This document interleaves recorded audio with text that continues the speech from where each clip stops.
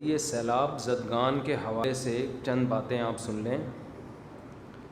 آپ کو پتہ ہے کہ بلوچستان اور سندھ میں جو تباہی آئی ہے،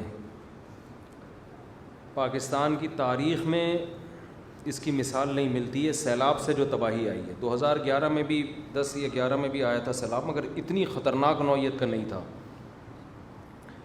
لاشیں نکل رہی ہیں کیچڑ کے اندر سے، اللہ بچائے۔ بچے، کچھ لوگ ایسے ہیں جو بیچ میں خشکی میں پھنس گئے، ان کے پاس کھانے کا انتظام نہیں ہے، وہ بھوک سے تڑپ کے مر رہے ہیں، وہاں تک کوئی پہنچ بھی نہیں رہا۔ اب اس میں ایک طریقہ تو یہ ہے کہ ہم حکومتوں کو برا بھلا کہتے رہیں۔ اب آپ دیکھیں نا، ان حالات میں میڈیا کو دیکھیں تو ان کے سیاسی جھگڑے پھڈے ہی چل رہے ہیں، وہ ایسا ہے، وہ ایسا ہے، وہ یوں ہے، کوئی بھی قوم کا نہیں سوچ رہا۔ تھوڑی دیر کے لیے تصور کر لیں، آپ کسی ایسی جگہ پھنسے ہوئے ہوں جہاں چاروں طرف پانی ہو، نہ آپ اس سے نکل کے جا سکتے ہیں، نہ آپ کے پاس کوئی خوراک کا انتظام ہے، تو آپ پہ گزرے گی کیا قیامت گزرے گی، اور کیسے ترس رہے ہوں گے، تڑپ رہے ہوں گے کہ کوئی خوراک کا انتظام ہو جائے اور اس پر اوپر سے دوبارہ بادل برسنا شروع ہو جائیں۔ تو اس موقع پہ ہماری بہت بڑی ذمہ داری ہے کہ ہم اس قسمہ پرسی میں جو لوگ پڑے ہوئے ہیں، ہم ان کو بے یار و مددگار نہ چھوڑیں۔ اچھا، اس میں ایک گڑبڑ یہ بھی ہے کہ جب بھی ملک میں اس طرح کے حالات آتے ہیں، بہت سے فراڈی لوگ ان حالات کو کیش کرا کے اپنی جیبیں بھرنا شروع کر دیتے ہیں، کیونکہ لوگوں کے دل میں ایک جذبہ ہوتا ہے نا تعاون کا۔ کسی نے بھی کہہ دیا میرے ماموں کا وہاں گھر ٹوٹ گیا، لے بھائی اتنے پیسے لے لے۔ کسی نے بھی کہہ دیا میرے خالہ کے ساتھ وہاں بیوہ خالہ تھیں، ان کا بیچاری کا گھر ٹوٹ گیا، لے بھائی اتنے پیسے۔ یہ کام آپ نے نہیں کرنا، کیونکہ بہت سے فراڈی لوگ کیش کرا رہے ہوتے ہیں اس قسم کے حادثات کو۔ آپ کہہ سکتے ہیں فراڈی ہوگا تو وہ جانے، اللہ جانے، ہم نے تو پیسے دے دیے نا۔ بھائی آپ کے پیسے دینے سے نقصان یہ ہوگا کہ جہاں لگنے چاہیے تھے وہاں نہیں لگتے۔ یا تو آپ کے پاس اتنا پیسہ ہوتا نا، پھینکتے رہو بیٹھ کے کہ بھئی چلو فراڈی ہے تو بہت سے نیک لوگ کو بھی لگ جائے، آپ نے تو محدود پیسہ دینا ہے نا۔ تو ایسے موقع پہ سب سے بہتر طریقہ تو یہ ہے کہ جو ہمارے تاجر لوگ ہیں وہ خود اپنی گاڑیوں میں جائیں۔ میں 2010 میں یا 11 تھا، ہم لوگ کشتیوں میں گئے تھے اندر، کشتیوں میں، کیونکہ گاڑیوں کے راستے بند ہو گئے تھے۔ وہ کشتیاں ان جگہوں پہ چلی ہیں جہاں اصل میں خشکی تھی، لیکن اتنا پانی کھڑا ہو گیا تھا کہ ہم لانچوں کے ذریعے اندر گئے اور اندر گھر گھر جا کے ہم نے خوراک تقسیم کی تھی۔ تو اصل تو یہ ہے کہ خود سے جائیں۔ میرا بھی ارادہ ہے انشاءاللہ ان قریب سفر کرنے کا، بلوچستان یا سندھ کی طرف میں بھی جاؤں گا انشاءاللہ۔ جو ٹوٹا پھوٹا ہم سے تعاون ہو سکا ہم کریں گے انشاءاللہ، اور میرا ارادہ ہے پاک ایڈ ویلفیئر ٹرسٹ کی طرف سے جانے کا، کیونکہ جو ٹرسٹ ہوتے ہیں، جو ریلائبل ٹرسٹ ہوتے ہیں، ان کو اندر کے حالات پتہ ہوتے ہیں۔ اب ہم جائیں تو ہم تو اجنبی ہیں نا، تو ہمیں کیا پتہ کہ کہاں کیا ہو رہا ہے۔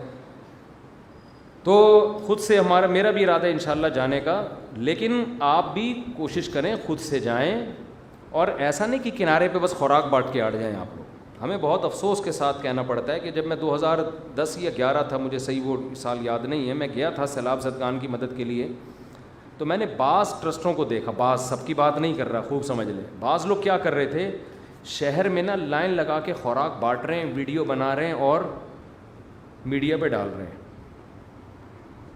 اور اندر بالکل بھی کام نہیں ہے جہاں لوگوں کو زیادہ ضرورت ہے۔ جو پانی میں اندر دور دراز گاؤں میں لوگ پھنسے ہوئے ہیں، ان تک کوئی بھی نہیں جا رہا تھا۔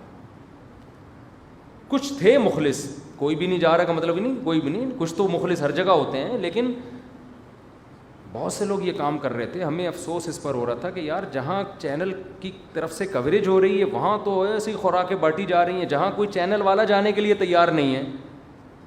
اب یہ سوشل میڈیا اس وقت زیادہ متحرک نہیں تھا، تو جہاں کوریج نہیں ہو رہی، اندر پانیوں میں جا کے چھوٹی چھوٹے جزیرے بنے ہوئے ہیں، خشکی ہے، وہاں تو کوئی بھی نہیں جا رہا۔ وہاں چونکہ کوئی کوریج دینے کے لیے تیار نہیں ہے تو وہاں خوراکیں تقسیم نہیں ہو رہی ہیں۔ تو یہ بھی کچھ تھوڑا سا، بعض ٹرسٹ ایسے ہیں جن پہ ٹرسٹ نہیں کیا جا سکتا، اچھے بھی ہیں برے بھی ہیں، دونوں طرح کے ٹرسٹ چل رہے ہیں۔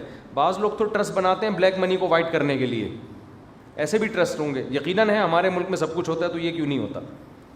تو آپ کسی ریلائبل ٹرسٹ پہ ٹرسٹ کریں، آپ سمجھتے ہیں۔ تو پاکٹ ویلفیئر ٹرسٹ تو چونکہ میرے شاگردوں کا ہے, میں ان کے ساتھ کئی دفعہ ٹریولنگ کر, میرا ٹرسٹ نہیں ہے پاکٹ ویل, لیکن میرے شاگردوں کا ہے, تو مجھے ان پہ اعتماد ہے. لیکن آپ کو جس پہ بھی اعتماد ہو, اس میں خدیجۃ الکبریٰ ٹرسٹ بھی ہے, بہت اچھا کام کر رہا ہے. اسی طرح ڈیفینس میں حضرت مفتی عبدالستار صاحب کا ٹرسٹ ہے, اس کا نام کیا ہے, بیت السلام, وہ بھی بہت اچھا کام کر رہے ہیں, ریلائبل لوگ ہیں. اور بھی ہیں, ان کے علاوہ بھی ہیں بڑے بڑے ٹرسٹ ہیں, جس پہ بھی آپ کو اعتماد ہو آپ ان کے ذریعے تعاون کر سکتے ہیں. بہتر تو یہ کہ آپ خود جائیں. دوسرے درجے میں آپ کسی ایسے ٹرسٹ پہ ٹرسٹ کریں جو قابل ٹرسٹ ہو. سمجھتے ہیں کہ نہیں سمجھتے؟ اور ان کے ساتھ تعاون کریں. وہاں خوراکیں اور ان کی جو مدد ہے وہ ہماری ذمہ داری بنتی ہے, ان تک پہنچائیں آپ. تو ایسے موقع پہ ان کو بے یار و مددگار چھوڑ دینا یہ بہت بری حرکت ہے. نبی صلی اللہ علیہ وسلم نے فرمایا وہ شخص مومن نہیں ہے جو پیٹ بھر کے کھائے اور اس کا پڑوسی بھوکا سوئے. تو یہ ہمارے پڑوسی ہی ہیں, ملک کے لوگ ہیں ہمارے. ملک کے نہ بھی ہوتے تو بھی انسانی ہمدردی سے تعاون فرض بنتا ہے ہمارا. تو جو یہ تو اپنے ملک کے لوگ ہیں, ان میں سب سے پہلی ہماری ذمہ داری ہے. اور الحمدللہ ہمارے ملک کا ریکارڈ ہے دنیا میں, خیراتی اداروں میں ہم تعاون میں پیچھے نہیں ہیں. جو اگر آپ دنیا میں سروے کریں گے نا تو آپ کو پتہ چلے گا یہ قوم بڑی زرخیز ہے, لیکن اس کو الو بنانے والے لوگ بہت زیادہ ہیں. قوم بہت پیسہ نکالتی ہے الحمدللہ, لیکن یہ پیسہ صحیح جگہوں پہ خرچ عام طور پر نہیں ہوتا. غلط لوگ عام طور پہ پیسہ کیش کرا لیتے ہیں. تو آپ تاجروں کی میں سمجھتا ہوں ذمہ داری خود سے جائیں بھائی, خود جائیں, خود اپنے ہاتھ سے غریب کو نوالا کھلائیں. بڑا مزہ آتا ہے.